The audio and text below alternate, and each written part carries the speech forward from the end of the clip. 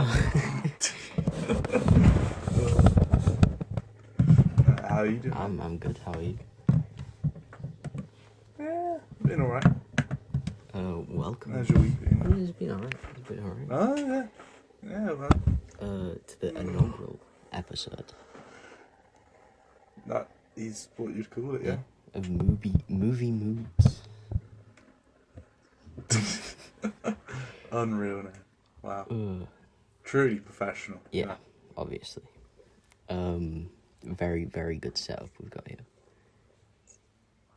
Unreal. Yeah. Unreal. So, I'm Warren. Yeah, you are. I'm Ernie. Yep. My letterboxd is Warren LUFC, capital W, capital L. I don't remember that. Great to Can hear. have a look. Ernesto Gonza.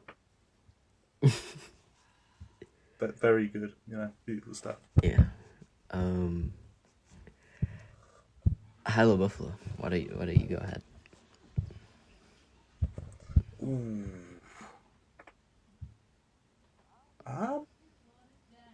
Start with a high. I think actually had a great high with watching the film Lahane. Happy with that. That was probably the highlight of the week. Getting to the top 4, of course. Yeah, you really enjoy it. I did really enjoy that. We can talk about that in a bit. Yeah. Low of the week, cleaning the car. That was a pain in the arse. Not the Hot sun. concussion you had where you had to go get an MRI. That's not your low. The sun was hot. Yeah.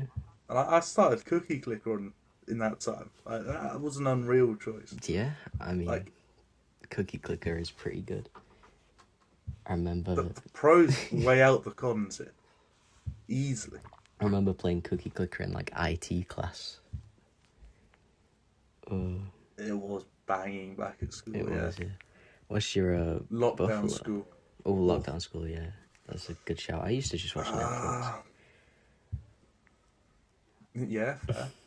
I mean, playing Cookie Clicker in hospital was gonna be the Buffalo. I don't think there's been anything else that's that monumental. I mean, it's just something random, the Buffalo. It is something random. I made a foil tin ball. You did. It was pretty cool. I did, yeah. I thought you were like, guess what I made? 6 hours I spent on that. Bloody hell. You were like, guess what I made? And I thought you'd come up with a logo.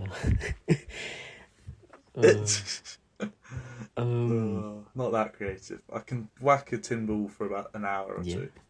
Can't make a solo, Well, I'll go now, I guess. Yeah, your turn. My high was definitely the theatre experience of Taxi Driver. Wow, we'll get into that, but very, very good. Yeah, very jealous. That sounds unreal. My low, I think we're going to have a longer conversation about my low here because general theatre etiquette, right? I've been several times to the theatre the last week, and generally is really subpar. And I don't know if it's because of lockdown or the streaming age, but people, like today, I went to go see Obsession, first time in the theatre, third time watching it, and it was subpar. There were 20 minutes into the movie, 2 people come in, they sit down, they're quiet, I'm like, yeah, maybe there was traffic. 25 minutes in, 2 more people come in, and they sit down, they're quiet, I'm like, yeah, same again, maybe there's traffic, maybe they've seen it before, they don't really care as much. And then 30 minutes in, 2 people come in, they're at the back, they're reclining their seats, and I'm like, well, yeah, I'd do the same, recline my seat, I've paid for a recliner. And then they're going back down and back up and back down and back up, and it's making this mechanical whirring noise and squeaking the chair together, and they're giggling at it, and it's like, really? And then a picture they take, it flashes, right? And the flash on, really? And then, I'm all for maybe, take a picture of the little screen where it says the age rating and the title of the movie and stuff. At worst, it'd still annoy me if you took a picture of the title screen of the movie, because that's 5 minutes in. Yeah, but just random moments when you... quite important. I appreciate a title image. Yeah, but then like 30 minutes in, well, you've come in late anyway. You're 35 minutes in. The title screen's been and gone, and you're just taking pictures of random stuff. And then it was once I was like, yeah, maybe like immortalize the moment, but 4 times, like, come on. 4 times is... It is ridiculous. You shouldn't be at a cinema. Watch it from home. Yeah, like it's gonna cost the same.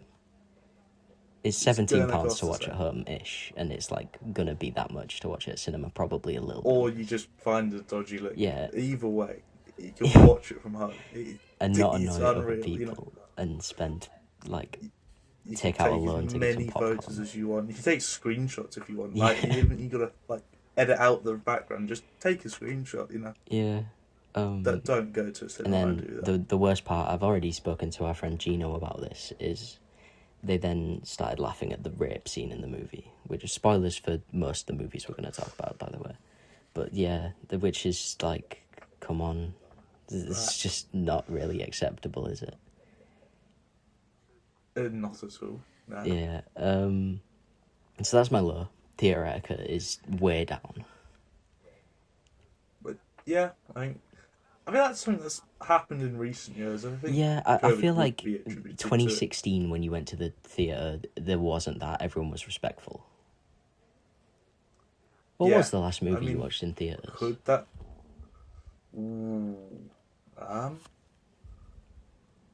actually goes a long way back.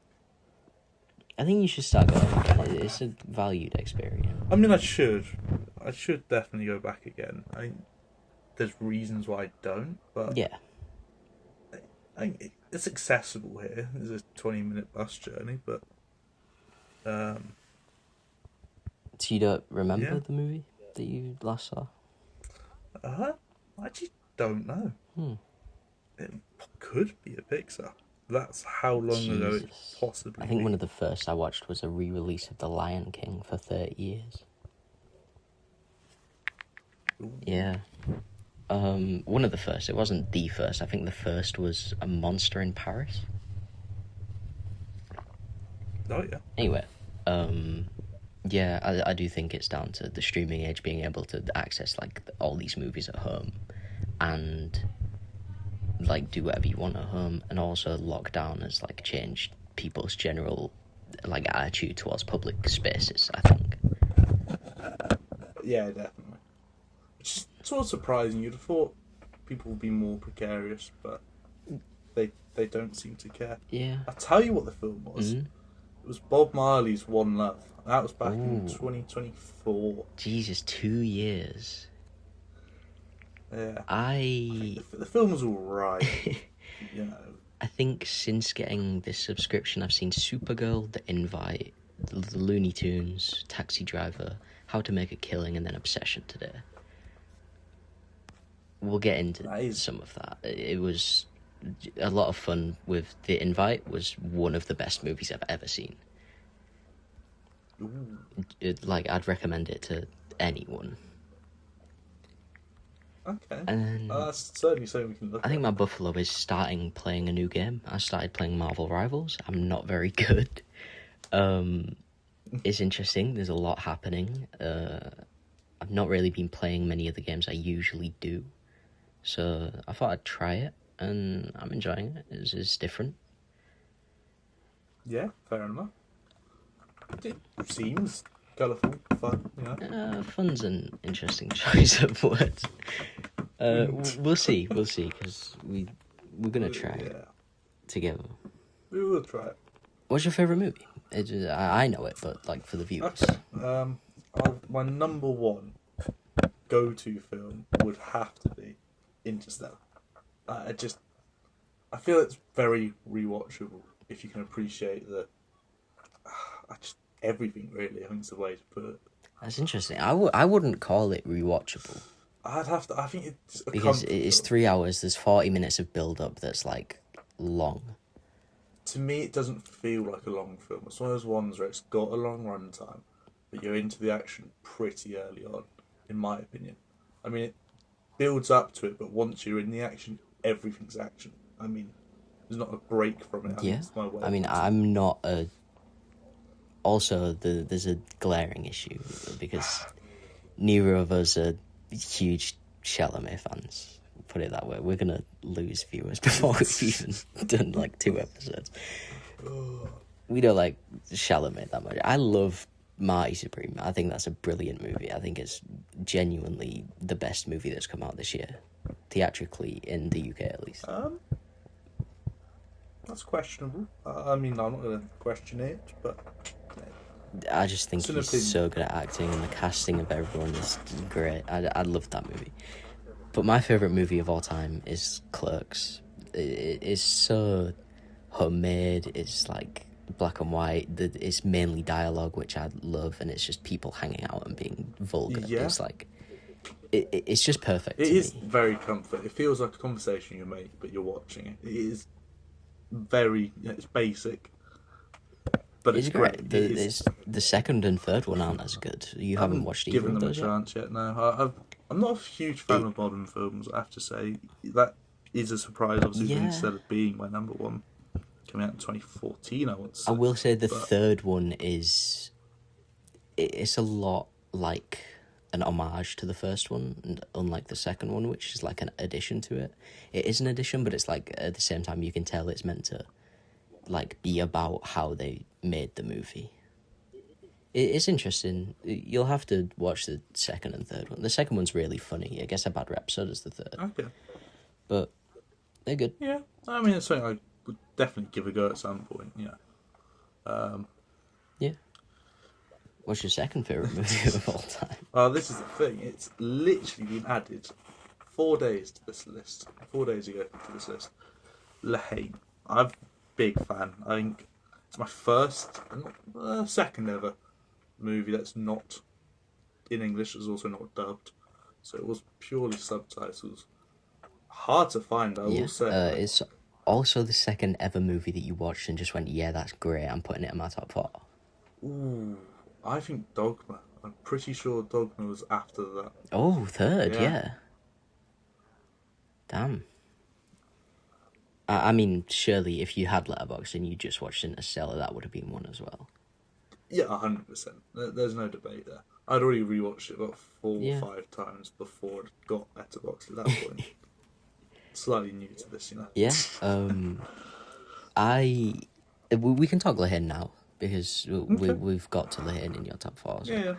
I thought it was good. It was like it was a good movie. It was really, you could tell the intent behind it, and like the way it was made and shot was just beautiful. But again, if you look at my 4 favorite movies, a lot of them are heavy on dialogue, and like I don't understand French. Sure. So reading subtitles is more difficult to capture the emotion and like with what they're saying, and it's more difficult for me to get into a movie like that. Like, it's not the movie's fault whatsoever. I'm sure if I spoke French, understood French, it would be higher for me, but it's just something about not being able to actually understand what they're saying with like the emotion they're saying it in their voice. It takes away from it for me, which obviously isn't the movie's fault. It's my fault. I'm stupid in English. But yeah, I enjoyed it. It was good. Yeah, fair enough. I give it a 3.5, 7 out of 10. I mean, slightly disappointed with the result. I mean, I do understand your points. I think you haven't done American History X yet, have you? I haven't, but I'm a huge Edward Norton fan, so I plan to do it at some point. But usually nowadays, when I'm sitting down and watching a movie, I want something fun and exciting, and not Nazis curb stomping people. Yeah, I mean, that's the portion. It's definitely action in American History X. I would recommend it. But anyway, I do get major American History X vibes. One day I'll be in the mood for it and I'll watch American History X. Fair enough. My second favourite movie of all time, we're going to lose viewers because people hate James Gunn for some reason. It is Guardians of the Galaxy, Volume 1. To me, it's just perfect. The emotion, the soundtrack is the best of all time. I don't think there's I think I have to agree with you there. It's going to be a James Gunn. And if it's not, then it's definitely in the top 3 debate. Volume 1. Yeah, I think Volume 1 definitely has the best soundtrack. Volume 2's is really good. And I think Volume 3's gets carried by Florence and the Machine and Radiohead. Yeah. Because there's like 2 songs in the third one that are good, and the rest of them are like, yeah. The third one We'll see. is a bit like that to me. Yeah, I think Creep does massively carry the third one, to be fair. Yeah, because the emotion in that movie is so high. Like, I have that lower than 2 because I'm there for fun, and it just makes me so sad. Yeah, I mean, it's definitely a different vibe. I think it takes a step away from what the Guardians was. And I wouldn't necessarily say it's a bad thing. I think I gave them all a 5. Are you familiar with the term Flanderization? I do, yeah, I am, yep. For the viewers at home, it's when a character becomes like one trait they had over time. I feel like Part 3 has that with Drax. Yeah, I will agree there. I feel like they take a lot away from his character. Like, he hardly mentions his children or wife in the second and third one because he's so flanderized into just this stupid lump, basically. Yeah, they had the chance to, like, make him into something there, like, finish his storyline. They just didn't. He was left on a loose end for me. But they do a lot of Rocket, which I like. Rocket is one of my top 5 favourite Marvel characters, probably. I think if you do, out of any of them, a proper film dedicated basically on the origin, he's the one you would give. I think he's the most interesting. Yeah. Especially when you plant those seeds in the first one, which is, again, why I love it. There's so much stuff you can go back to and be like, holy shit, he was thinking about that then. Yeah. And I really love it, and I love the corniness of Peter Quill, which is exactly how a human who was like 11 in the 80s who went to space would act. Yeah, they get that part. Chris Pratt does a wonderful job.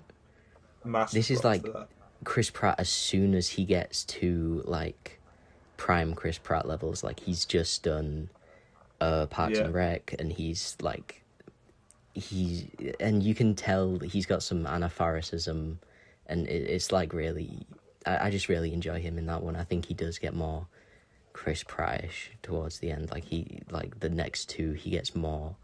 You can really tell he's gotten famous, and he's a bit different, but it's not awful. I would say the first is definitely my favourite version of him. I did enjoy him in the second. I like him surprisingly in Infinity War when he messes things up, like, because it's so in character for him.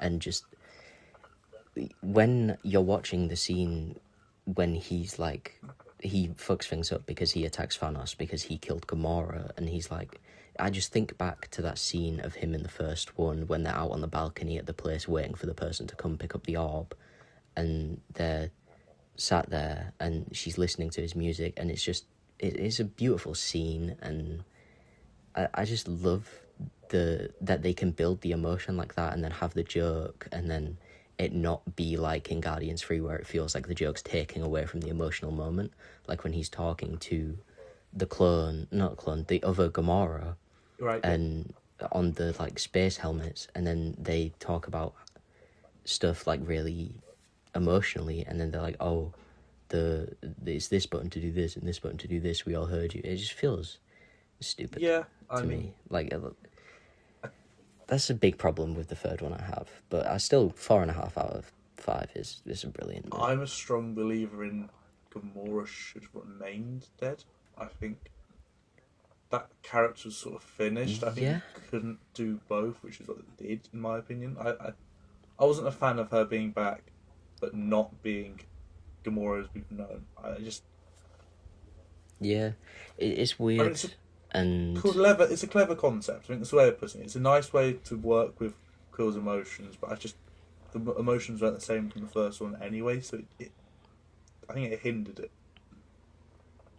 Yeah, I feel like I am in the minority here because people love the third Guardians movie, people love the second Spider-Verse movie. I think they're subpar to the originals. Yeah. They're just different. I think that's the way of putting it. They're not majorly different, they're just... Yeah. But when I turned that movie on, and after the sad scene of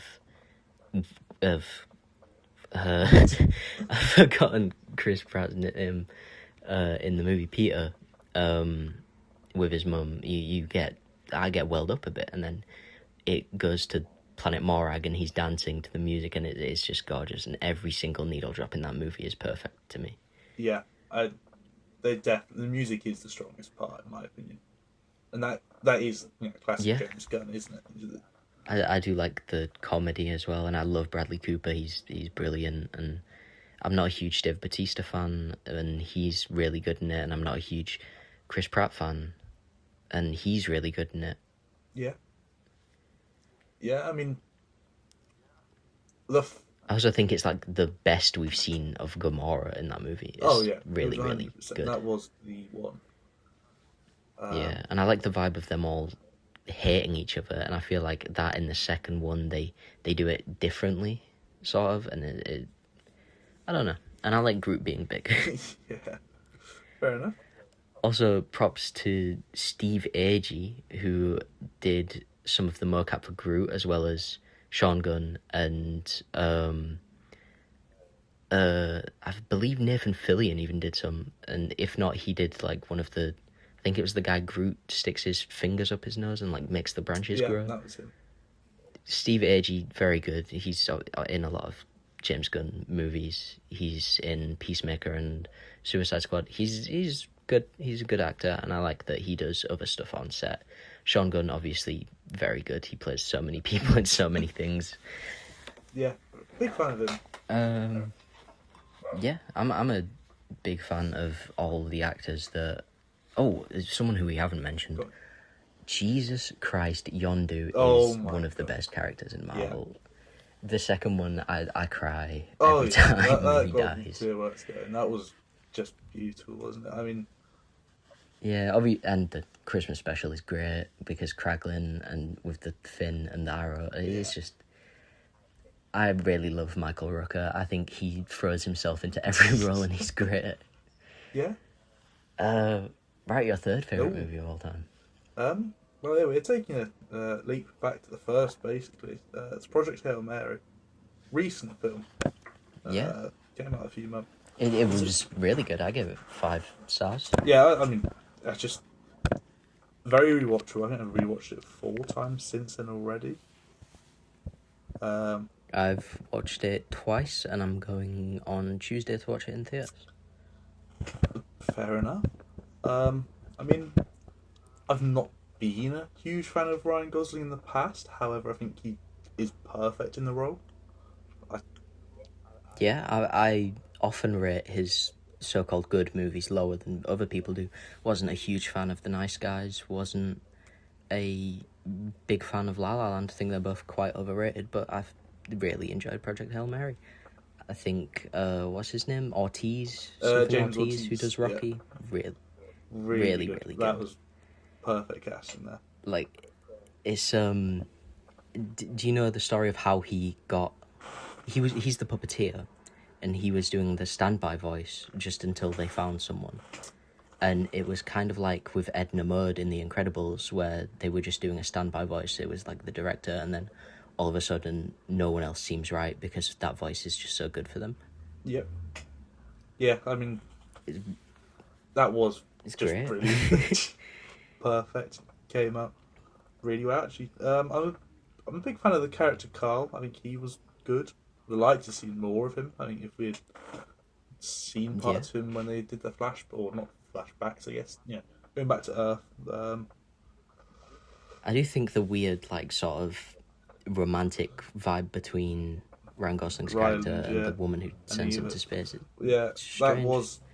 Yeah, I'm not a fan, if I'm honest. And it's not in the book. I just, which I've not read, but I probably should. It sounds good. I mean, the important thing they needed to focus on, there was nothing back at Earth for him. That was, so creating something that could have something that holds him back, that just seems silly to me. Yeah. I agree. I really enjoyed the movie. I gave it 5. I was contemplating putting it in my top 4, but it just wasn't up there for me because of comfort movies and sort of stuff like that. Yeah, that's understandable. I mean, the fact Interstellar's my number 1, I felt it had to be in my top 4. they do seem very I mean, similar. visually great. I love visual Oh movies my that god, are the practical just effects that gorgeous have to been watch. used in this. Oh, if you look at the Yeah, behind the there were no scenes, oh, CGI is it is mental. just crazy.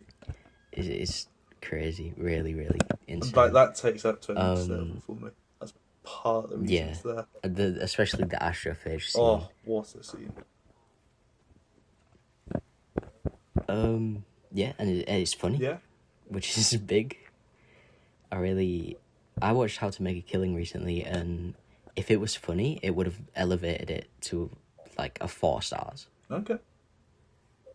But it wasn't funny. But if it had have been, or if it had like Edgar Wright editing, it would have been really, really good. But it was just kind of better than average, I guess. Fair enough.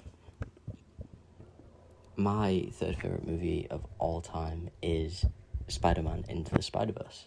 Just a great film, isn't it, really? It is a generational movie. I love it so much. Anytime I'm like upset, I just throw that on and instantly I'm happier. Yeah. Like, I love the editing. I love, like, just the little details. I'm a sucker for little details. And there's so many quotable moments. And I think we get little to no Chris Pine in the movie, and he's really influential to it, I think. He's the first Spider-Man, the blonde one. Yeah. And then the fella from New Girl, Jake Johnson, great as Peter B. Parker, genuinely one of my favourite characters of all time. That was really good casting there. Happy with that. We'll skip over talking about Shamik Moore. Amy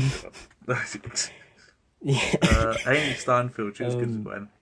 Yeah, she's good. I'm not a fan of her. I don't like her as Kate Bishop. I'm not a fan of her in Pitch Perfect, but I think she does a great Gwen. Oh, we need to talk about Uncle Aaron as well. That was such a... Oh my, Mashal Ali is one of the best actors I've ever seen. It's just, he captures the character perfectly because it's... Yeah, and he throws himself into it so much that you don't even know it's him. Like, I looked it up to find out that it was him. And we'll probably talk about him next week with Gina. We'll touch on because film, won't we?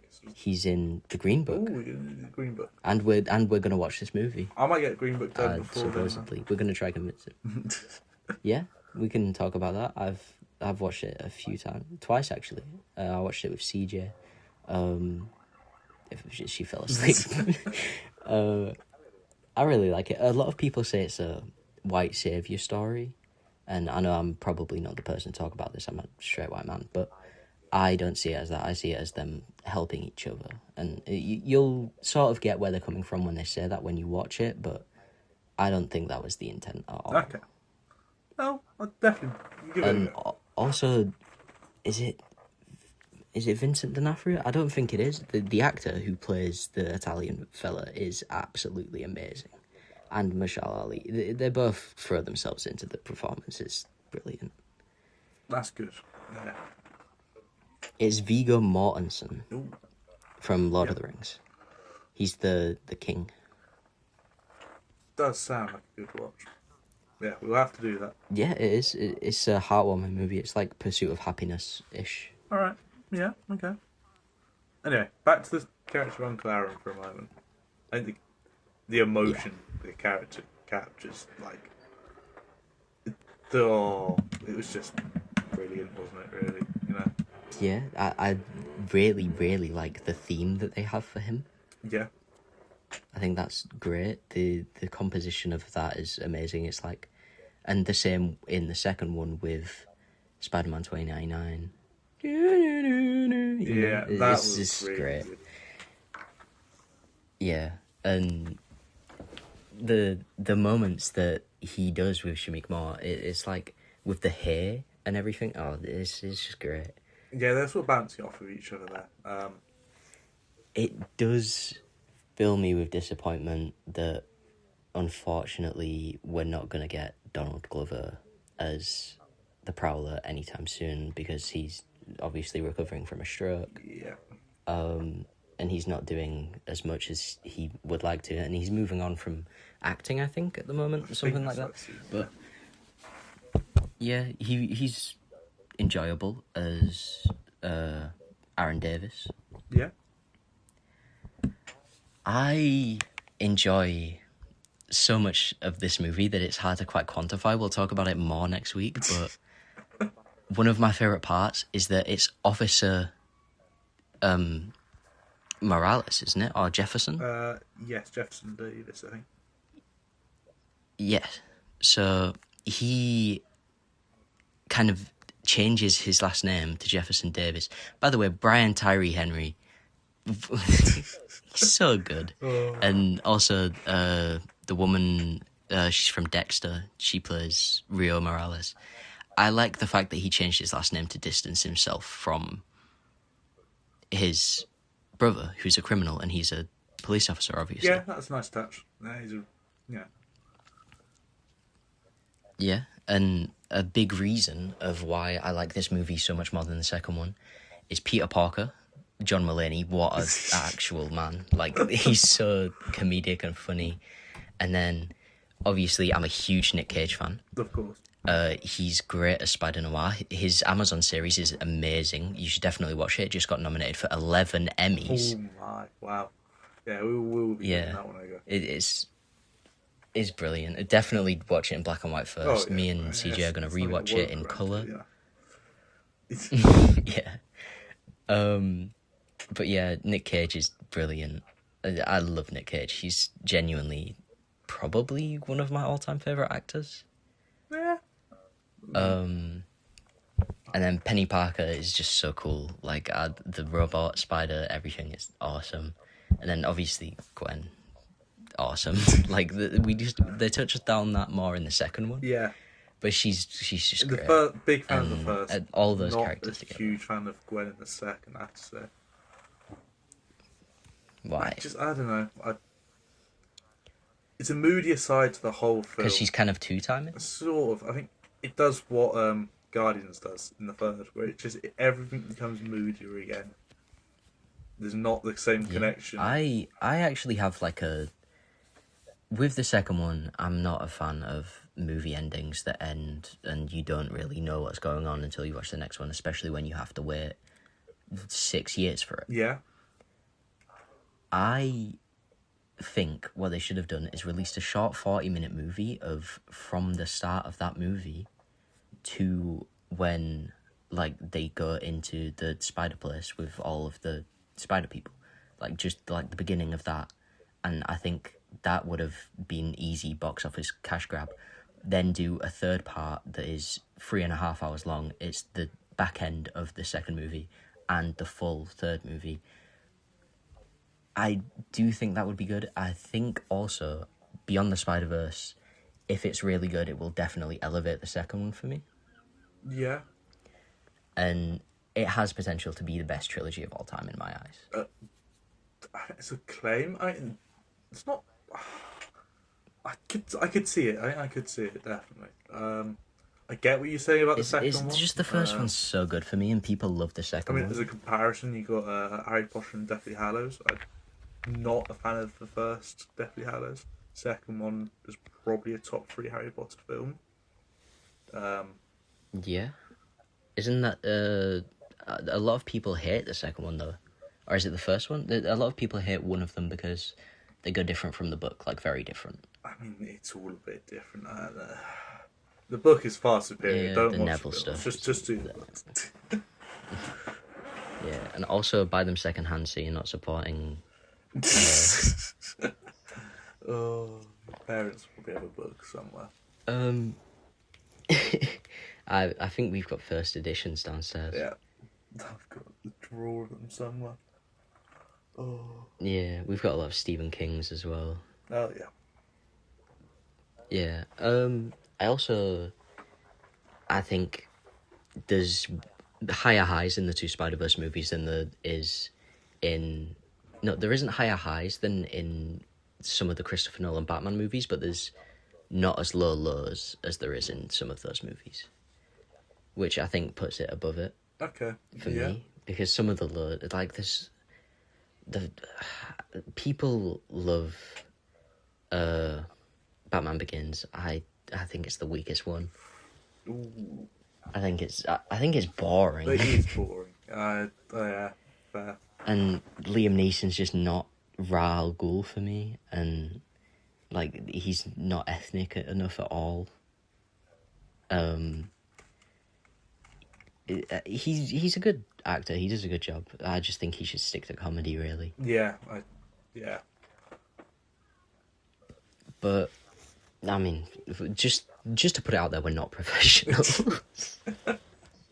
Yeah, this is just opinions. So yeah, I mean, the 36 minutes in, that would have been clear about the second minute in. So that's fine. yeah, that was probably clear from the moment I had a James Gunn movie in my top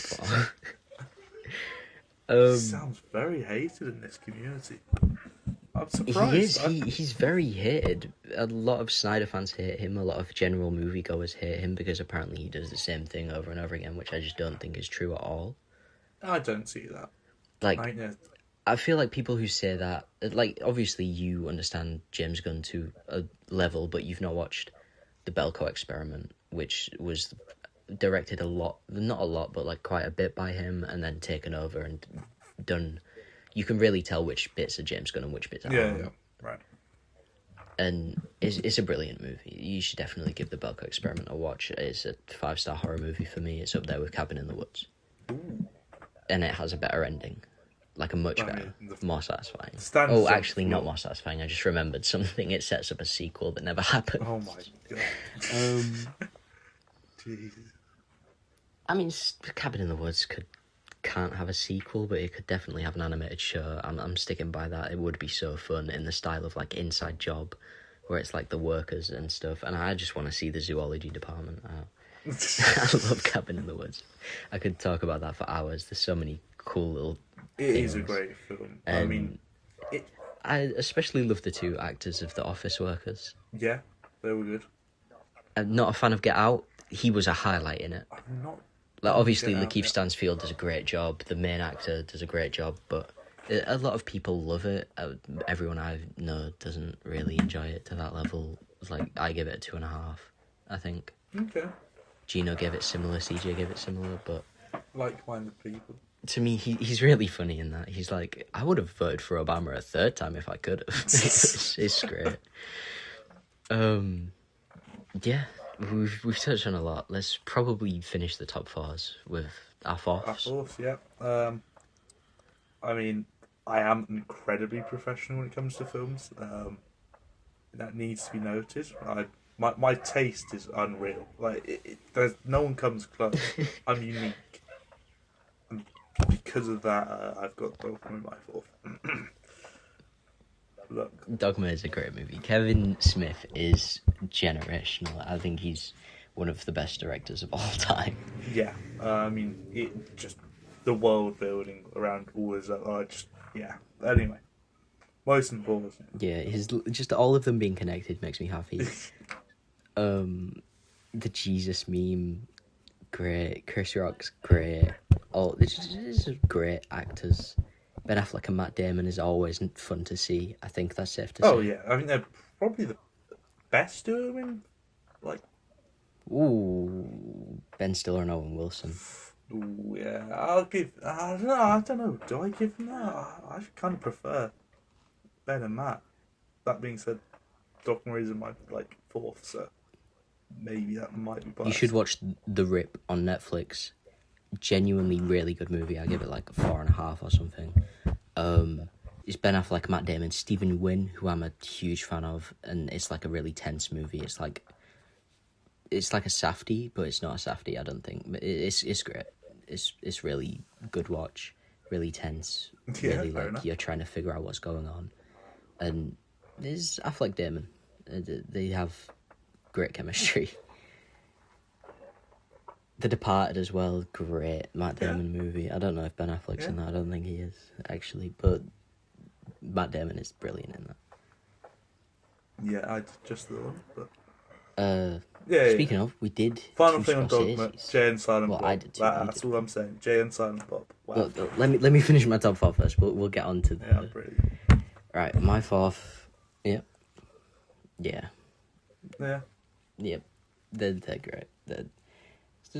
why I like Clerks so much. They're just funny. It's Yeah, fun they're to just watch. fun They're not characters. as Right. prominent Who as was Dante number and 4 then, Randall mate? to Go me. Like, they're not as good, but it is fun to have them there always. on. Yeah. Recently changed from Cabin in the Woods to Superman 2025.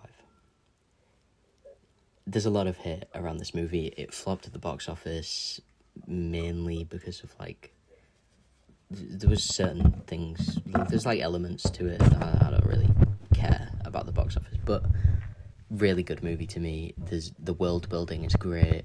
The, like, acting is amazing. David Cornsweet, whatever, however you pronounce it, he is Superman. He just is. Like, I know he's never going to look as Superman as Christopher Reeves looks, but he's immense. He's great. The movie fills me with so much hope and, like, enjoyment. It makes me want to go out and be a better person after I watch it. It makes me sad. It makes me happy. Nicholas Hoult is one of the best actors I've ever seen. I've only ever seen him in, like, this, The Menu, and Skins, and he is so good in this. He is, like, perfect casting as Lex Luthor. And Jimmy Olsen fucks for some reason. Like, he's a dog. I don't I don't know. It's great. He's, like, notoriously a nerdy little, like, skimpy character that doesn't do much like that. And then in this movie, for some reason, he's just got, like, everyone thirsting over him. It is great. And the little details, the, like... That's nice. I've watched it 5 times. I mean, for reference, I've not actually every time I done notice it yet. something new. I need to get it done. Yeah, it's really enjoyable. Yeah. Is it really good watches? That's going to come back to the new bite me, DCU, which I'm excited being for. said, I think this is the firing last James Gunn was one of the worst decisions Marvel DC ever really made. Because I he's... feel like they've blown it in the last... Yeah, he's making great movies. Yeah, I mean, people are saying James Gunn out after Supergirl. God, really People did not like them. Supergirl. I really liked Supergirl. I was so excited for it. It paid off so much. Yeah, people are saying Gunn out. People are saying, like, that he has to start directing every single movie, otherwise they're all going to be bad. Right. I enjoyed it. I liked it. People were complaining about a needle drop, which was a cover of the song The Middle. I didn't think it was that bad. I thought it was good. I think there's a worse needle drop in Goodfellas. Right at the end, there's a rock version of My Way by Frank Sinatra that is horrible. It genuinely hurt my ears. I'd switch that movie off so fast at the credits. Because that is... It was terrible. It was genuinely the worst needle drop I've ever heard. Ooh. It might be. I'm not a fan of the Sex Pistols, I'm not gonna lie. Yeah, I'm not a classic, like, punk rock listener. Speaking of Superman, the needle drop at the end, punk rocker, Jesus fucking Christ. Yeah, I love it. There's, like, one bad thing about that movie, or two. There's a moment where a character says he can't do something, and then he immediately does something very similar to what he just said he can't do, but there's, like, ways to explain that. Another thing, James Gunn, like, kind of retcons something that Superman can do and says that he can't do it. And there's a scene where Superman's moving left to right. It's a really emotional, like, vulnerable scene, but the sun's, like, blaring behind him, and it hits the camera every time he moves, and you're just getting, like, blinded. Like, obviously it's there to represent, like, hope and stuff, but it's like it was an interesting choice. But I feel like I've spoke quite negatively about that movie, but I love it. Genuinely, it's great. Taxi Driver. Ooh. Right, Taxi Driver. It. Yeah. I think I'm gonna give it a What did you think? feels fair to me. I, I liked it. I give it a 4. I'll tell you something, the theatre experience was great. Genuinely, that sounds like a good part. Yeah, I mean, it felt like I was there in 1976 or whatever watching it. that sounds. It was great. I was fully reclined back middle Wow. watching Okay. it. It was brilliant. Like, usually I try immerse myself in the movie. This time I was immersed in the theatre experience. It was wonderful. One thing is, right. Yeah. So people were coming in a bit late, but no one came in late, into the actual movie. People were just coming in during trailers, which is fine. Yeah, and then this woman walks in, and she's like, "Oh my god, I'm so excited to watch Taxi Driver for the first time." Like, she's American. She's fully just speaking like an obnoxious American tourist, and I'm like, okay, right. Let's just hope she stops talking during the movie, and. She did. She stopped talking. She laughed a lot at random parts that weren't funny, like when he's going to the nudie shows. Yeah. Right. Okay. And I thought they were quite funky. She was laughing at Iris's sunglasses at the end for some reason. Yeah. But it was entertaining. Yeah, I quite liked them. It was giving Kurt Cobain wearing the women's sunglasses from the 60s. Yeah. At the start of the movie, I was like, Robert De Niro is just a normal guy. Like, he just plays a normal guy. Why is everyone ranting about this guy? I don't think he's that good of an actor. And then by the end of the movie, I was like, De Niro did a really good job this with is to be fair. really good. He's really good. I think the best comparison to him is Edward Norton as the narrator. I mean, it's very clear how much Fight Club's taken from this. I mean, they've referenced it in the film.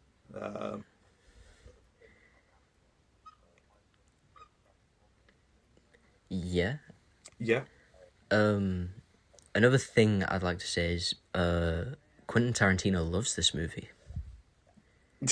And as soon as I saw him making that thing that comes out of his wrist, I was like, that's where Tarantino got that from in Django. Yeah. And he's actually got a commentary on YouTube of the movie. Give it a watch. It's quite good. I don't know what channel it is, but it's he talks about how he enjoys it, and the sort of downfall and I mean, they capture that breaking apart of Travis's mind. It is and really how good. It's And about that's sort of just down to, PTSD and stuff, and it is just great. Brilliant actor. Yeah, Wasn't a I think they huge do fan a really of good the job. Betsy character. I think that was, I wouldn't say unnecessary because it obviously was part of the breaking point, but I don't know, didn't offer much. I wasn't a huge fan of the ending as well. I have to say, I think it should have been. I think that should have been the end. It was strange. There was. I mean, there's ways to interpret the ending. But I think he should have died. Yeah. Okay. It's actually quite similar to the ending of How to Make a Killing. No spoilers. I don't want to go into if things. Not watched this by now. It's newer. People won't have watched it yet. I watched it 2 days ago. We're talking about a movie from 50 years ago. It's... yeah, I mean the characters. Again, which we hadn't. A big part. Wasn't a huge fan of the character Iris. Ooh. Yeah. Oh, that's the other thing she laughed at. I just remembered. Okay. Every time the N-word was said, she laughed like a hyena. That sums everything. It was embarrassing. The guy next to her was blushing. Also, she had an Apple Watch on the whole movie. Every time she reached for her drink, every time she turned her phone off. I think she was unaware of her Apple Watch. Yeah, definitely. She every time she reached for her drink, I was getting flashbanged in the left side of, and it was interesting. I do wish that I got popcorn and a Coca-Cola to watch it, like a proper it would have made me a little bit more immersed. But I did feel like I was there in 1976 watching it for the first time at like New York. Like I'd worked all week to earn my tuppence for this. I don't know what money they used in New York. It does back sound then. like a Probably good still experience. dollars. But Yeah. The final bit of the I was characters really are- immersed in the theatre experience. It was great. Ooh, fair enough. Yeah, Iris. It was. Not a huge fan. Second ever re-release I've been to. I like the message. I think maybe Iris as a character is fine. I didn't like Jodie Foster's part in it. Yeah. I think the fact that she was 13 years old or whatever it was when she filmed it. 12 and a half. Like, that is, I understand it. I mean, it's out there and it's 12 and a half, yeah. It was... sending a massive message, of course. It's an interesting choice. He's sport, right? I think Harvey Keitel does a great job. Like, I didn't even know it was him. Sport, yeah, it's Winston Wolfe. That's crazy to me. He's like the only person I think could ever, if they, God forbid, if they remade The Godfather, he could play The Godfather. Like Marlon Brando, great actor. Obviously, no one's going to be as good as him, but I think he could do it. If anyone has to, I'd pick him. Oh, let's not even think about it. Like, but knowing remakes, it'd be like The Rock or something.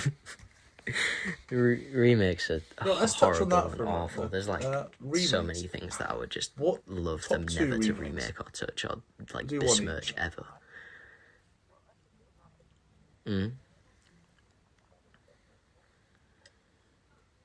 Oh, the most underrated remake in my opinion is the Friday the 13th movie from like 2015 or 19 or whenever it came out.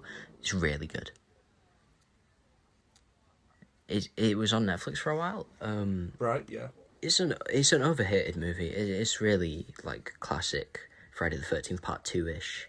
Like Jason's there. He's already like hockey mask and there's it does this like weird fake out where the first like 20 minutes of the movie we're following around a group of people and then this is spoilers by the way, like heavy spoilers. And then he kills them all and you're just like, what the fuck? And then title card and we're following a new group of people. Okay. It's really cool. And then like one of the people survives and comes back in the end and like helps them to try and defeat Jason. It's good. It's a really good remake in my opinion. There's mixed reviews on this, but I think he does a very good job. I think Charlie and the Chocolate Factory, Johnny Depp's. Yeah, I mean, the second one's not bad. It's not bad. It's not Gene Wilder. Like, I think I would have preferred if they never did it. But it's not an awful movie. It's a decent Johnny Depp. Gene Wilder's part of it hasn't aged very well. It did feel... I mean, when you watch it back, it feels like a horror film at times. That, for me, shouldn't be what... Yeah, that's...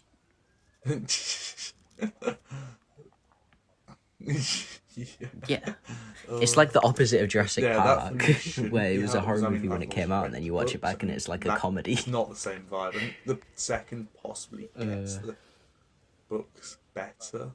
The vibe, yeah. Yeah.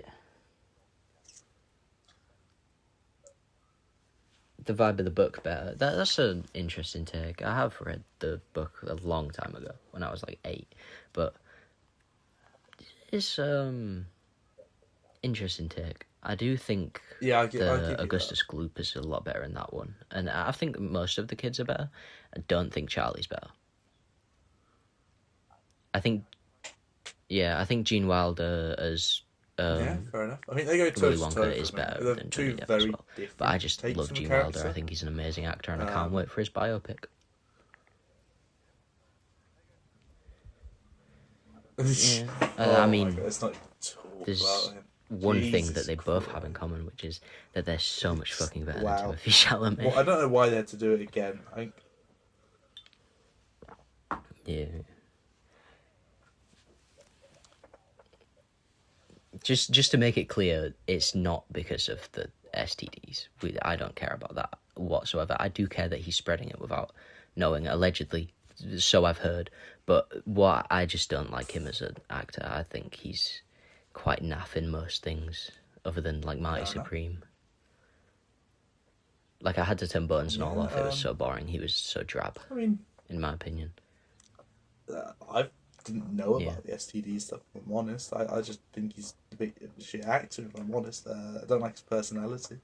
That's my big one. But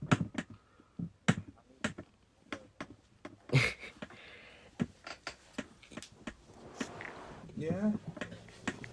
I mean, I think the whole ballet opera thing was blown out of proportion a bit. Like, I feel like it's clear that he's saying that they are dying art forms because they are. I've never done it. Like, most of the people defending them haven't been to a ballet or opera. And and he was just protecting the cinema industry and saying he doesn't want it to die like they did. Because no one goes to the ballet, no one goes to the opera. We've lost so many fucking viewers this episode. No one's gonna watch us. We're getting no return views if anyone watches this whatsoever. Yeah. I think another remake that is great. Like, this is off the top of my head. There's probably better remakes out there, but I think The Amazing Spider-Man is great. As much as everyone else does. It's controversial, but I don't enjoy them as much. No. What? The second Spider-Man movie is the best sequel of all time. Other than maybe The Godfather Part 2, which I haven't seen yet, so I can't really comment on that. But genuinely, Alfred Molina is one of the best classically trained actors I've ever seen in a movie.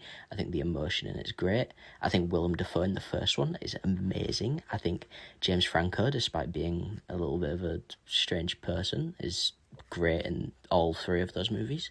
I think the third one is definitely the weakest, but the first two are great movies. It's like one thing wrong with the first one, and that's it. Sequel. Clearly never seen Home Alone 2. Oh god, it's definitely up there for me. Home Alone 2 is quite good, to be fair. Speaking of Joe Pesci, great. It's really strange watching Goodfellas after watching Home Alone, because you go from robbing a house to absolutely sliming Chris Moltisanti. It was strange. It was a weird experience. And then you got De Niro, goes from being a shark for me to burying a body. And then what's the other fella's name? This is shocking. He's like the main actor. Cancel us. There's no one's watching us. Oh, this is shocking. It's ridiculous. This is bad knowledge. This is we don't deserve this. No one's watching anyway, and the people who are watching have already gone off because we don't remember Ray Liotta's name. God, I only know Ray Liotta from the B movie as well, so it's so weird watching them from those childhood favourite movies to just killing people and burying them. Great movie though. Stood the standard there. Really, really good. You know, it's good. Really enjoyable. It's controversial to watch it. I think The Goodfellas is better than the first Godfather. Yeah. I mean, they are very similar vibe. I think they're pretty even for me. I don't know. They're very similar. In like they're in the same world, but they're like different. It's weird. But I like Goodfellas more, probably. I probably enjoyed it more.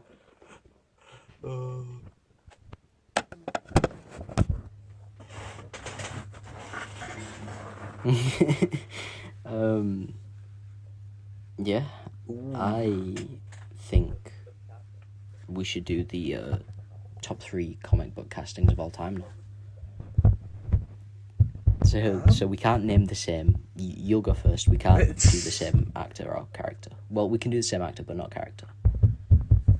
Or the same I Yeah, reckon but you go first. Then. right, we'll just Look, not I'm do gonna the put not it pick the same straight things, out there. right? Me and comic books have not gone well together. I mean, Me go first. Right, I'm gonna bank on you not stealing my second one, and I'm gonna go out there and just go with Viola Davis as Amanda Waller. Like there's three I have in my mind. If I can get all three, I'll be happy. yeah. I think she's like the most comic accurate actor ever. She's great. She's her performances as Amanda Waller are brilliant. I feel like this could be. For me, I think There's two heavy hitters here that like people could that read comic books pop here, into they your might brain a not little back bit. this at all. I've only read, I think, one of them, but I would have to say Robert Downey Jr. as Iron Man, and most importantly, Tony Stark for me.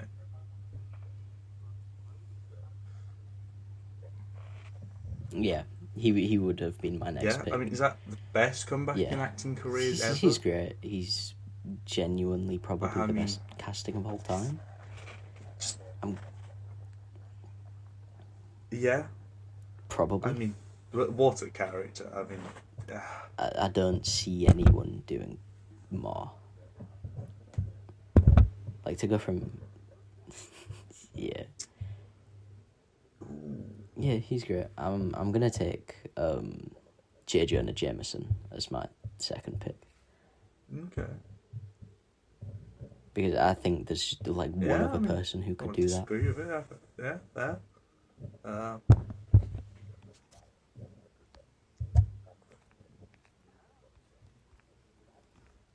mean, he's like brilliant. I think the only other person than J.K. Simmons who could do J. Jonah Jameson would be Ice Cube. Wow. And he needs to come back desperately, by the way, after War of the Worlds. To watch it. I've not seen it. Is that like? I mean, I've got one that feels sort of lame, but at the same time, I don't know. There's another heavy hit here you can go for. By characters. It's Christopher Nolan, if that gives you the hint. I think I know who you're gonna. I think Heath Ledger is the Joker. I mean, there's obviously so many different. Yeah, that's not even a debate. For me, he's number one villain, but less on the villain side and like character side. I mean, he's definitely top 4 villains of all time. He does his own take on the Joker, but it's close enough to some of the comics. I mean, I've not read many of them. Again, I was more with books in my youth, but I think that he's not. Yeah. It's between him and then. Yeah, I think is a valid pick. Nicholson. Obviously, we've never had like a really comic accurate Joker. I'd say the most comic accurate would be Jack Nicholson, but like, yeah. Yeah, I really thought you were gonna go for this person, who is Hugh Jackman as Wolverine. I think there's one caveat to him is that he's like 6'2" and not 5'5" like Wolverine is, but he just is Wolverine. Like, there's no one else who can do that for me, other than like maybe Taron Egerton. I could kind of see him as well. Depends on which version. Apparently Daniel Radcliffe is up for it as well. He would definitely get the build right. Yeah, he's short. Yeah, I think Daniel Radcliffe's shorter as well. He's like 5'7" or something. 5'8". Very varied actor, in my opinion. If he hadn't done Harry Potter, I think his range would be respected far more. I mean, the issue is everyone sees him as the kid from Harry Potter. Probably. But, I don't know. Yeah. Yeah.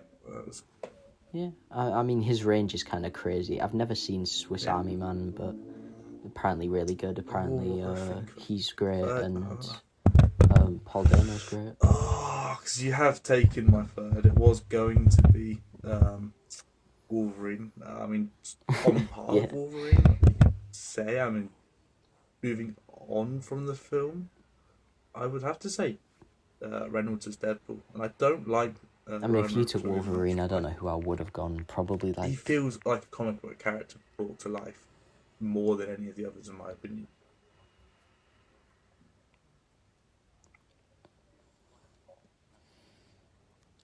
yeah.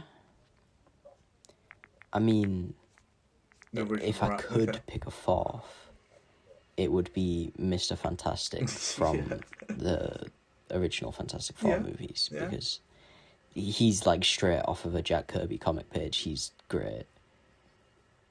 We are wonderful with our comics. We have chosen the most lame answers possibly Really ever. love I mean, him. this is... He's amazing. If we're talking icebergs, this is a flag on top of it, you know.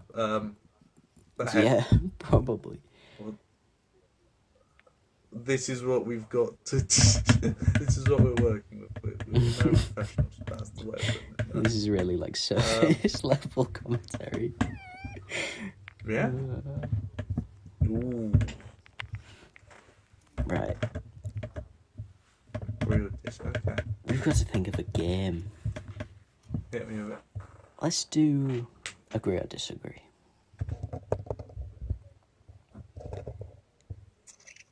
Disagree.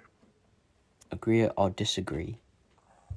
Christopher Nolan is not a top 3 director of all time. He's got so many big films. I mean... I agree. I don't think he's up there for me. I mean, where do you even start with Chris? I feel like there's... You know what? I want to hear your opinions. Who would you have your top 3 as then? If it's not Christopher Nolan, He for me, has big you've movies. got this huge standouts of Interstellar, Dark Knight, Inception, Oppenheimer. Well, Tarantino. Tenet. There's so many huge films of their time. I mean, Interstellar's my number 1.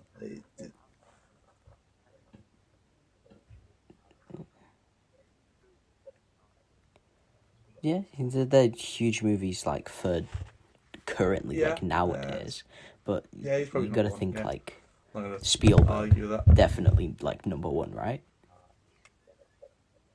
Yeah, some of the best classics of all Yeah, time. I mean E.T., Jaws, Jurassic Park, Indiana Jones. What more can you say? And then, yeah, I think I'd have him as my third. and then I have I've got Tarantino. Nolan above for me, And I think he's and then probably Tarantino behind. one of the best I'm interested to directors see of who your all third time. is. Though. Like, If you say James Gunn, you're gonna lose the entire viewership. By the way. I mean, he's just got like 8 bangers. My third, there's so many options. There's so many options. You can have Scorsese. You can I'm have not a huge fan of George Lucas. You know, I'm. Oh, God, Someone didn't watch Howard the Duck. As well, don't they?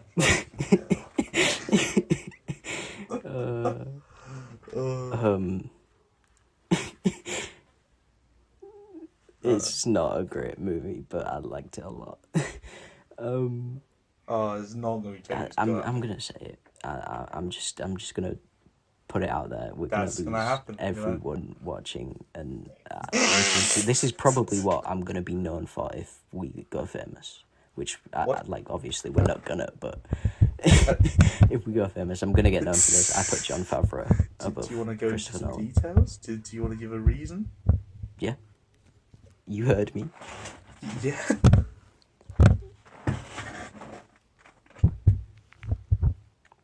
A reason? Not heard of it. Elf. Clearly not that famous. You ever watch Elf?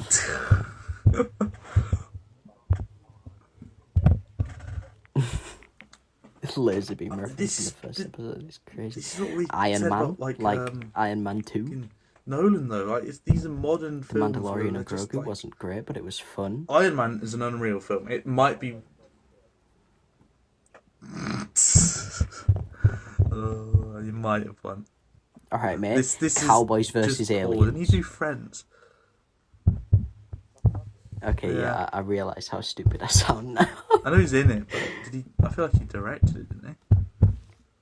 Jon Favreau. He was in Friends at one point. Cancel me again, Jesus. He did not direct Friends. He might have done like 1 or 2 episodes, but not like generally.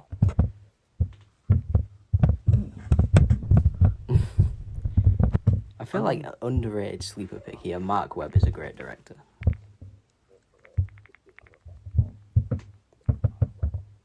Like Ant-Man, Cheap Detectives, The Hateful Eight. He did visual effects for all of those. That's a different Mark Webb.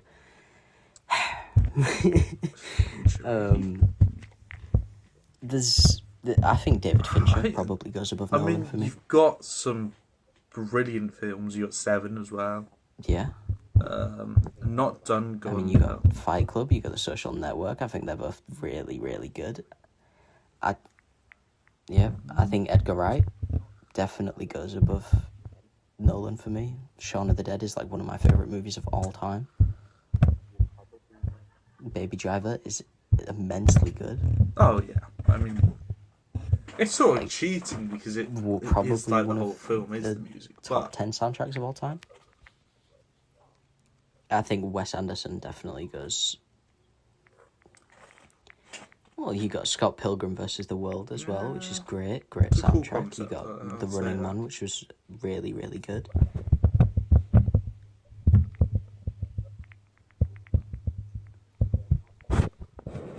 I think Wes Anderson's probably with him for me, just off of the ones I've watched, which is Grand Budapest, the Fantastic Mr. Fox, and The Royal Tenenbaums. It's fine, you're just shitting like my favourite film. I liked Interstellar. I think it's a great movie. I also think that Sam Raimi is a better director than Christopher Nolan, probably, in my opinion. We're doing too much here. You're doing anything to get him out of that top 3. I just think there's a lot of options that I prefer to Christopher Nolan. I think we spent a lot of time focusing on it. I think we need to move on from the questions itself. You've clearly made it obvious you don't rate him. I've clearly made it obvious. He's talented. He's rate good. Talented. He's talented. He is. Okay. He's a talented fella. He makes good movies. Talented. I just don't think he's top 3 for me. Okay. Look, we're moving on. We've got another game lined up, or are we on to a next segment? We could do another game. Well, that was only the first agree or disagree. Well, this is what I'm on about. We carry on with another disagree? Yeah, we can do another we're doing agree too or much disagree. on the disagree. Yeah, we'll just let our opinions be known, but we don't need to list 20 other films or directors that you think might be better. They're not. Well, they're not. It's a matter of opinions, isn't it? Yours is wrong. Here's with the next question. Right, you go ahead, mate. Oh, it's my turn. I didn't. Yeah. Oh, I was not prepared for it. Wow. Okay. Ooh.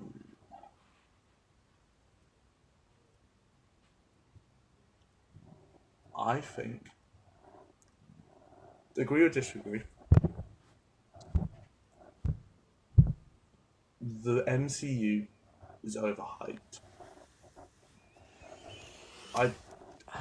For me, look, is it the top of the game of Superman or superhero films? Sorry, yes, 100%. However, I don't think that stands up as good quality. I don't enjoy superhero films to that level. There's a lot. Endgame, it carried the cinema industry for years and years and years and generated billions of dollars of revenue. My way of looking at that, though, is it felt like a dry patch. It felt like a major dry patch in cinema. Those 10 years, you had great films come out. I feel like you're suffering from superhero fatigue. Maybe I am, but look, I look at my favourite superhero films.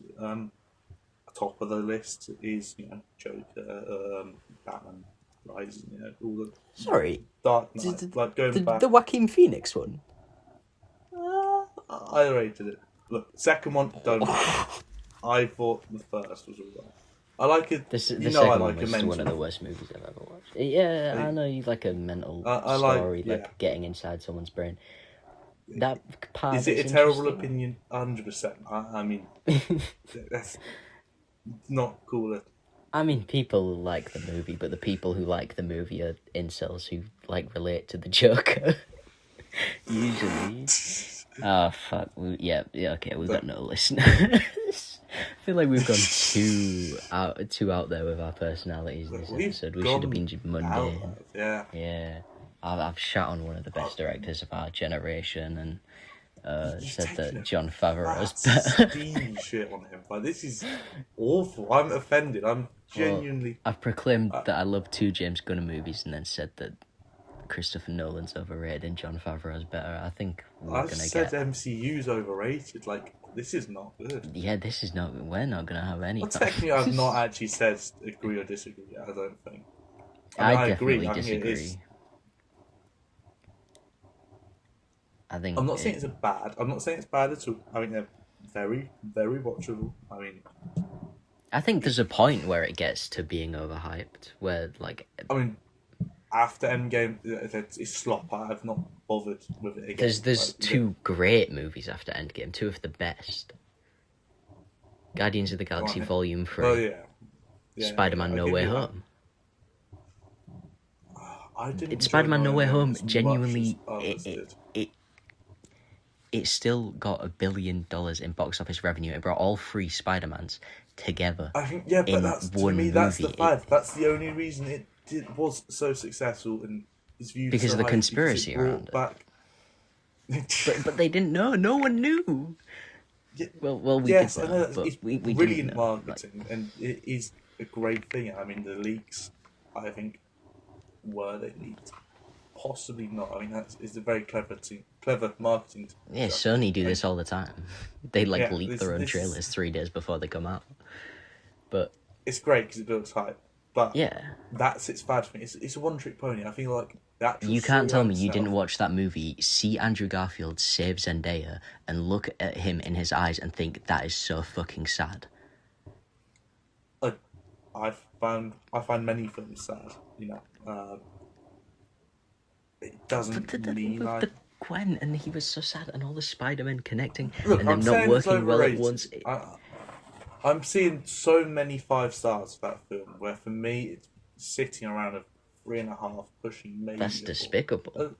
Andrew Garfield in that movie alone gives it 3 stars. This is my point, though. Andrew Garfield, you're doing it because of the actors and because of. We didn't know he was in it. He went on record on live TV, live TV, and said he wasn't in the movie and that it's photoshopped and that he isn't there. That shouldn't make the film better. I'm rating the experience. I'm rating the storyline. Now, was the storyline again? How about this for experience? 60 people cramming into a cinema, every seat booked, sitting there waiting and seeing Andrew Garfield come out of a portal in Ned's grandma's house and everyone screaming. And then Tobey Maguire coming out too. That was genuinely top 3 theatre experiences of all time for me. And I went to Infinity War, I went to Endgame, I went to so many of these pivotal MCU movies, and that was one of the best experiences I ever had in a movie theatre. It brought all 3 Spider-Men together. It's one of the best, I don't think there's a way you could do it better, and I think that's why it's 5 stars, because it brings 3 very different universes directed by very different people. Mark Webb, Sam Raimi, he's like a horror director, and it's crazy, and it's a 5-star movie, and I don't know how you can look at it any differently. For me, though, that shouldn't make it a 5-star movie. Because you look at the plot's good, though. It is good. I think it's a good storyline. So what's the bad things about it? I just think it's overrated. I'm not saying it's a bad film. You know, it's the same way you were saying La Haye's not a bad film. But I wouldn't put it near my top 50. I mean, it's definitely in the 78 movies I've given a 5-star rating to. It's a lot of 5 stars. Well, yeah. But I think there's a lot of 5-star rated MCU movies. I think there's at least 12. Or 12 movies in a show. This is where I say the MCU is overrated. Okay, Guardians of the Galaxy. Right, I'd give you Guardians of the Galaxy for me. Guardians of the Galaxy Volume 2. 5 star. Yeah, that's 2. That's 3 right there. Right. Avengers. Yeah. Yeah, I'll give you a 5-star. Iron Man. Iron Man is. Iron Man Black 2 Panther. I'm less keen on. Iron Man 2 definitely isn't. Black Panther. No. I don't enjoy Black Panther as much. Yeah, but as you everyone don't else like does. Michael B. Jordan. And he's like the It's not- best no, part no. of that movie. I've not rewatched it since I started on dislike for Michael B. Jordan. He's one of the... That is He's top 4 villains for me, Killmonger. Is it good, Vader? He's I would top say 4 it's of top all 4. time for me. That feels steep to me. I think it's definitely him, Anthony Starr as Homelander, Heath Ledger as Joker, Anthony Starr and then is one of my favourites. James Earl Jones as Definitely Darth Joker's Vader. number one. Darth Vader's a shout, yeah, 100%. I mean, I would put Voldemort In franchise over him. movies, like I'm not going as far as to be like, oh, Clockwork Orange. Like I'm talking franchise movies. Yeah. I think he's better than any villain in Lord of the Rings. Yeah, I mean, I've not done Lord of the Rings properly, working for the books, but I think Doctor Strange is a 5-star movie. It's brilliant. oh, look, you're allowed your opinions. You've got 2 James Gunn films in your top 4. You know, I've got Dogma in my top 4. You know, this is. I mean, yeah. Oh, we both have a Lord and Miller movie. We do. Yeah, I love Lord and Miller. They make bangers. Like there's nothing it's that just they great, make. isn't it? Yeah, I do think there's some controversy surrounding them, but I haven't really researched that enough yet to. Yeah, I mean, we don't need to, you know. Yeah, they're not really. I mean, they made a show in the 2000s called Clone High that when it got cancelled after 1 season, and I've just found out they brought it back and there's 2 seasons out, and I was watching it and I was like, this is epic, because Will Forte, one of my favourite actors of all time, is in it, and he's brilliant. I love The Last Man on Earth, one of the best shows I've ever watched. Fair enough. Yeah. I think the important thing to look at with these ratings as a whole, our top 4, my top 4 isn't the top 4 films ever made. I can greatly appreciate It's that, not the you know. greatest movies ever made. Interstellar isn't the best film ever, you know. Dogma might be, but there's definitely no debate there, no controversy there either. But yeah, we've got interesting takes in our top 4s and stuff, and you know, I rate the experience. I can't wait for next week when we get Gino on. He's got. He used to have Home Alone 2 in his top 4. That is going to be an experience. We need to convince him to watch a film first. Like the fella. Yeah, I think we're gonna try to do Spider-Verse. Will be a good watch again. Yeah, I love that It's been a movie while. so much. It's not been a while since I watched it. It's not a surprise. Right. We need to stick on subject. Get into the end now. What else have we got planned? I mean, are we finished with agree and disagree? I mean, we've gone for 2 of the most controversial takes we could have. I think that cut the whole part. Yeah, I think if anything, we're just gonna get like rage bait reactions here. We're just gonna get people being really furious at us to generate publicity. Oh god. I was gonna talk about How to Make a Kill. Yeah, let's finish off with How to Make a Kill. Give me your thoughts, because I've not seen it. You're convincing me to watch it. But, you know, give spoilers. Right. I'm fine, but yeah. It's pretty okay. Glenn Powell does a good job. It's like a really like emotional, narrative driven movie. There's not much comedy or like drama to that effect. It's fun. It's enjoyable trying to figure out what he's going to do next, and it sort of is different to anything that I've watched recently, and it was nice to get something fresh, but it's not all that good. Okay. Remind me again, what rating did you give it? 6 out of 10. 6 out of 10. Okay. I mean, solid rating, you know. Yeah. I mean, It I'd give it a go, was you know. interesting. Yeah. Um, Glenn Powell is quite good in most stuff that I've watched him in. okay. Other than Anyone But You. That was awful. Oh, That was horrible.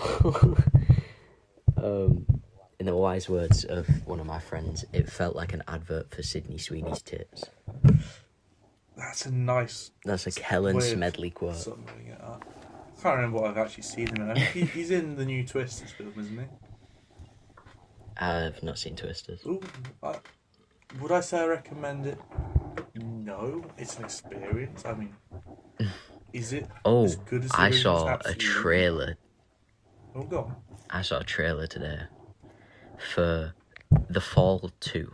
I've not watched the first one. It's on the watch list. It's not on anything currently, and I want to watch it with CJ, so we're going to wait until we're together and use the site or whatever. The Fall 2 trailer is so scary. Especially watching it in a theatre. It's terrifying. Like, you should give the trailer a watch, and then we'll talk about it next week. Okay. It's... Is it continuity from the first, or is this like a different case? That's I've not seen the first, Ooh. but it's probably similar to what the first one's going to be like. Well, like what I assume the first one would be like is similar, but it's just scary, like terrifying, suspense building. It's a really simplistic trailer. They're simplistic films. I mean, if you watch the behind the scenes of the film process, it is pretty crazy. I mean, it's not low effort because I mean there was a lot of effort, but you know. Yeah. Well, just that trailer is so simplistic and like not showing much of what's going to happen in the movie. To me, is a lot better than like the Evil Dead Burn trailer, where you see so many things, so many kills, you just already know what's going to happen. Yeah, I mean, I don't do like that. It looks trailers. good. That's one of my things. I don't do trailers, which some people will probably question, but I don't want any. If I've got an idea of what I'm going into, that's my point. Trailers, they show so much now. There used to be like a slight tease. There's a teaser, but this is just it's. Yeah, you can. That's why I wanted to mention it, because it shows nothing like story driven or narrative. It's one scene, and it's like really enticing and like it's scary. Like the Evil Dead Burn trailer looks good, but it's like I feel like I've already watched it just from watching the trailer. Like I know if I watch that movie, there's hardly anything I'm gonna get that wasn't in the trailer that wasn't as cool as that. Yeah. Anyway, we should. Oh yes. I'll finish off quickly. Wrap things up. Yeah. One thing I was gonna say. Back on the trailers, I'll tell you one that I'm really glad I didn't do a trailer before going into. Was Project Hail Mary. I had no prior knowledge. I would have probably left in the first 40 minutes if I didn't watch the trailer. Oh, you leave? I hate people that leave cinemas. I'm sorry. Not leave cinemas, but like leave. Stop watching it. I watched it on my phone, didn't I? Yeah, fair enough. Yeah, I mean, I'm good at trusting a film, you know. I don't like giving up on films. I do. Yeah, I mean, it just like Bones and All was so boring and so like, drab that I just turned it off. I just can't be honest. Like, what's the point watching something if I'm not enjoying it? I have free will. Like, that's just what it feels like to me, I guess. Okay. Right, well, we are well into the hour mark now. Shall we? Yeah, tidy this up. Like an hour and a half in, yeah. Thank you for listening if you got this far. I mean, I'd be surprised. We should have a second episode up by next week. Yeah, I'll be really surprised if we get any views. You know, we have a guest next week. We do have a guest, supposedly. Wow, it's going to be our big episode, isn't it? You know. Yeah, we're gonna attempt to watch Spider-Verse with Gino. He doesn't seem too cooperative, but we're gonna try. I mean, look, the best way of putting it, the pilot of The Simpsons was terrible. the rest of the Simpsons, Yeah. it was all right. The modern stuff is pretty terrible as well. You know. Chocolate frosted milkshakes, man. Oh God! Right. That can be our phrase. Right. This is going to be an absolute nightmare to edit because the recording kept stopping. Oh, you gotta so enjoy this. Maybe next time I'll prepare on like a notebook and just keep recording the whole time. And once this becomes really successful, we're gonna upgrade and actually get microphones from like AliExpress, so you won't be able to hear it more. Anyway. Yep. Right. Ooh. Oh God. Right. See you next week, I suppose. If you're listening, please tune in. It's going to be interesting. Gino's quite a personality. Oh, personality-wise, excellent. Film knowledge? Genuinely, one of the best men I know. It will give we had you to a convince different... him to watch most main movies. Convince like the big movies he's never not done seen. Interstellar. He's done 20 minutes of Snatch. On a plane. What else have you got to do for the 2 hours? Just finish the film. Oh, whatever. Right. Yeah. We got him to watch Pulp Fiction, and we'll talk about it next week anyway. Right. Right. Thank you for listening, and please join us next week. Yeah, do that. Goodbye. Goodbye.